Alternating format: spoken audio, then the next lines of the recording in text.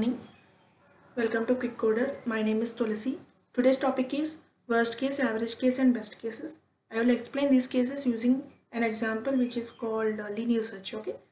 So let's get started.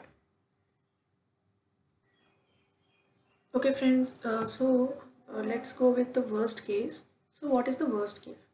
So in the worst case analysis, we calculate the upper bound on running time of an algorithm. So we must know the case that causes maximum number of operations to be executed on this algorithm. For suppose I took linear search. So for searching an element in this array, so we will check. So I will also write some sample pseudocode for this also. So just wait. Okay friends, we have some simple algorithm for for linear search. So I have written in it is some pseudocode. So what is the worst case analysis here? So first of all, you have to, we must know the case that causes maximum number of operations to be executed. Okay, so we must know the case so that maximum number of operations that should be executed. For example, my search key is for suppose 33. So if my search key is 33, for key in array, first I will go here 5 is not equal to 33. Again I will go here, 8 is not equal to 33. Again here. Here I am traversing through the array up to the end. So this is the maximum case. So this is the worst case. For linear search, worst case happens when the element to be searched is not present in the array. So 33 is not present in the array. We are traversing up to the end of the array. So this is the maximum operations we are doing. Okay, so element should be not in the element should be not in the array. Okay, this is the worst case. We usually do this worst case always. Okay, we only prefer the worst case. Okay, so now we can go into the average case. Okay.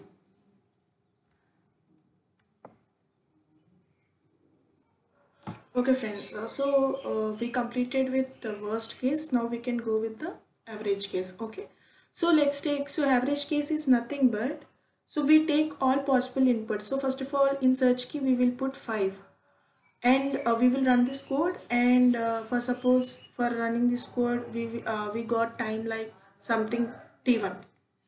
Okay, something t1, and again we take 8 and we will run this code and we will get t2, and again we will take 1 and we will run this code, we will get t3, like t4, t5, t6 up to 10 we will take, and this we will sum up this all the times and we will put the number of inputs.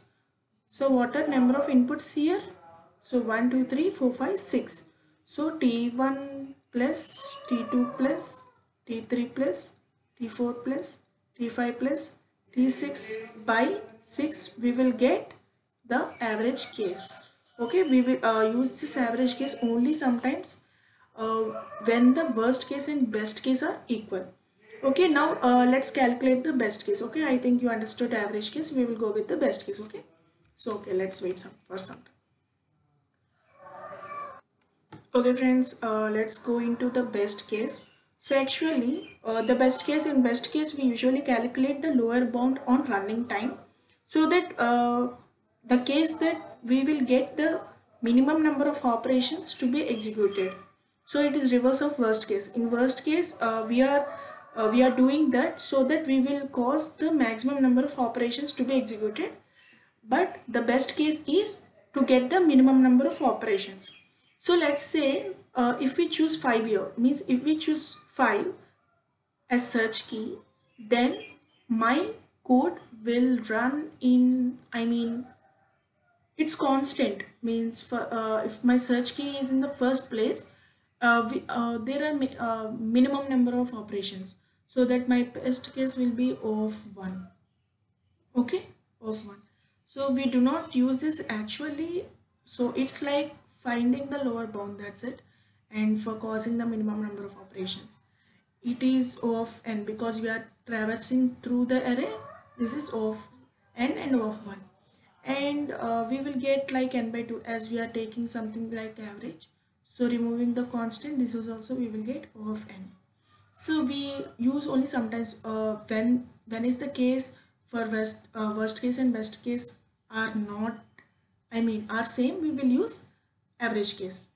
Otherwise we will use mostly worst case. Okay, we will keep in mind in practical use we will use only worst case.